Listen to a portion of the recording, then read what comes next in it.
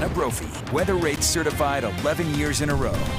All right, Alana, and here at home, we are cleaning up avalanches in the Cottonwoods. Yeah, we are, and we're not done just yet. Look at this video coming out this evening. This is near Lisa Falls and Little Cottonwood, and you can see exactly why the road was closed, because this was a tremendous naturally triggered slide and can't take any chances there. Lots of snow.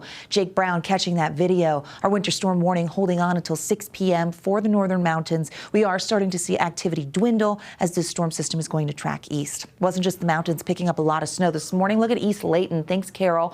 Goodness, that's a lot. Yeah, that lake effect band really narrowed in on some spots. We had huge storm totals in our valleys from this storm cycle. Almost 27 inches in Sandy. Logan at 25, close to 22 in Sugar House. North Salt Lake over 21. Manaway close to 20 inches. So 1.5 to 2 feet in some spots. 17.4 on the Northeast Ogden bench. Kern's got 15. Salt Lake International getting 14.8 in the last couple of days.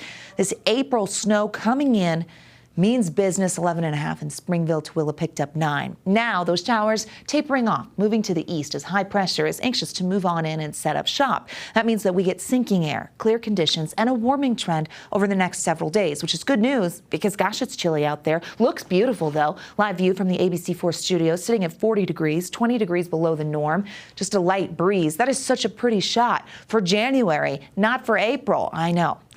But as we look at the snow that has fallen in Salt Lake City, we are currently sitting in 11th place for the snowiest season on record.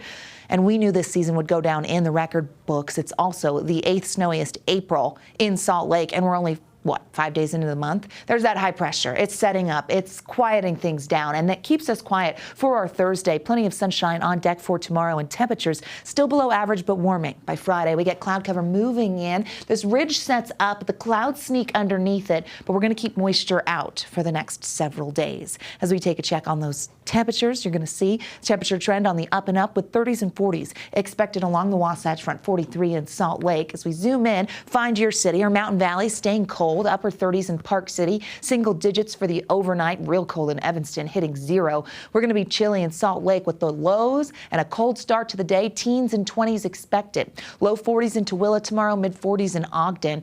We've got a few snow showers on the eastern side of the state right now. Mid 30s in Vernal. We'll see some 40s in the central portion of the state.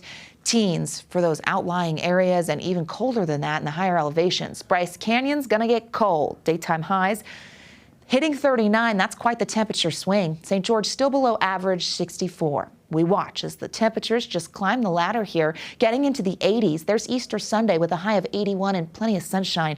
It'll be a pretty holiday down there in southern Utah, and we see the 80s holding on, and then we dip down into the 70s following a cold front the middle of next week. We're tracking that front to see if moisture is going to show up. 40s, 50s to 60s.